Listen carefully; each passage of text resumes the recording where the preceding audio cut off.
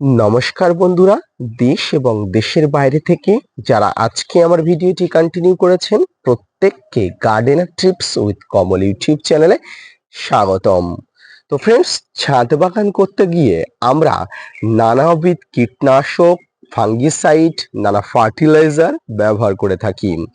কখনো কখনো আমাদের ছাদ বাগানে কীটনাশক, ফাঙ্গিসাইড, বিভিন্ন ফার্টিলাইজার ব্যবহার করার পরেও কিন্তু গাছগুলো সুস্থ থাকে না। কারণ বিভিন্ন ধরনের যে কীটনাশক, ফার্টিলাইজার গুলো থাকে তার যথাযথ ব্যবহার আমরা জানতে পারি না।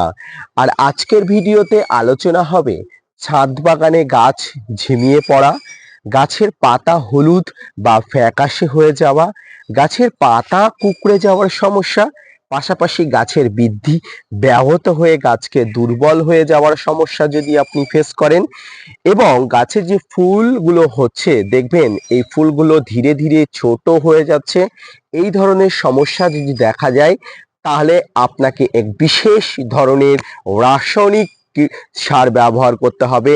আর এই বিশেষ ধরনের রাসায়নিক সারটি কি তাই নিয়ে থাকছে আজকের ভিডিওটি। মনোযোগ সহকারে ধৈর্য নিয়ে দেখতে থাকুন। যত সমস্যাগুলোর কথা বললাম, অর্থাৎ গাছের পাতা হলুদ হয়ে ফ্যাকাশে হয়ে যাওয়া, গাছের পাতা কুঁকড়ে যাওয়া, গাছের বৃদ্ধি ব্যাহত হয়ে যাওয়া, গাছের ফুল এবং ফল ছোট হয়ে যাওয়া, এই সমস্ত সমস্যা যে কারণে হয় সেটি হচ্ছে ম্যাগনেসিয়াম সালফেট বা এপিসম সল্ট। এই ম্যাগনেসিয়াম সালফেট বা এপিসম সল্ট হলো ম্যাগনেসিয়াম এবং সালফারের মিশ্রণে তৈরি একটি যৌগ। অনেকে এটিকে রক সল্ট বলা হয়, তবে এক্ষেত্রে কিন্তু একদমই নয়। এই এপিসম সল্টে প্রায় 70 থেকে 75% জল থাকে, তাই এটি খুব সহজেই জলে গুলে যায়। দেখতে অনেকটা চিনির মতো। যারা নতুন ছাদ বাগানি তারা অনেকেই দেখে মনে করবেন যে কিন্তু একটি চিনির মতোই দেখতে হলেও এটি কিন্তু চিনি নয়, এটি কিন্তু সেই এপিসম সল্ট বা ম্যাগনেসিয়াম সালফেট। এই এপিসম সল্ট বা ম্যাগনেসিয়াম সালফেট কিভাবে গাছে ব্যবহার করবেন আসুন এবার আপনাদের আলোচনা করি। গাছের সারা দিনের কাজের মধ্যে সবচেয়ে গুরুত্বপূর্ণ যে কাজটি হলো খাবার তৈরি, এবং সেই খাবার তৈরি সংগঠিত হয় গাছের পাতায়। পাতা সবুজ হবার কারণে ক্লোরোফিল গাছে তৈরি হয়। যদি গাছে এই এপিসম সল্ট বা ম্যাগনেসিয়াম সালফেটের অভাব হয় তাহলে গাছের পাতা ফ্যাকাশে হয়ে যায় এবং ধীরে ধীরে হলুদ হতে শুরু করে। অনেক সময় গাছের পাতা কুঁকড়ে গেলে আমরা নিম তেল ব্যবহার করি এবং বিভিন্ন ধরনের কীটনাশকও স্প্রে করি। এই নিম তেল এবং কীটনাশক ব্যবহার করেও যখন গাছের পাতা কোঁকড়ানো সমস্যাটি সমাধান করা যায় না, তখন ধরে নিতে হবে গাছে এই এপিসম সল্ট বা ম্যাগনেসিয়াম সালফেটের অভাব হয়েছে। এই এপিসম সল্ট বা ম্যাগনেসিয়াম সালফেটের অভাবে গাছের দুর্বল হয়ে পড়ে, গাছের ফুল ফল সঠিকভাবে পাওয়া যায় না। ফ্রেন্ডস, এটি সরাসরি গাছের পাতায় স্প্রে করা যায়। প্রথমেই বলেছি এটিতে প্রায় 70 থেকে 75% জল থাকে, তাই এটি গাছের পাতাতে স্প্রে করলে দ্রুত কাজ করে, গাছ ধীরে ধীরে সারভাইভ করে ওঠে।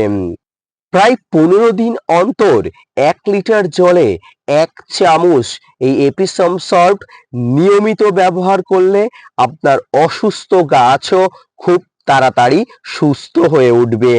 এই এপিসম সল্ট বা ম্যাগনেসিয়াম সালফেট ছাদ বাগানে স্প্রে করার নিয়ম হলো একদম সকালে সূর্য ওঠার আগে স্প্রে করবেন, এবং এই এপিসম সল্টের সাথে অন্য কোনো কিছু মেশাবেন না।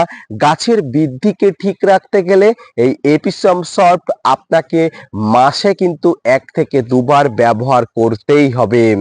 গাছের পাতায় দেওয়ার পাশাপাশি টবের মাটিতে দিলেও টবের মাটি শক্তিশালী হয়, গাছের শিকড় শক্তিশালী হয় এবং গাছের শিকড় রোগ প্রতিরোধী হয়ে ওঠে। এভাবে শুধুমাত্র টবের মাটিতে ছড়িয়ে দিলেই হয়ে যায়।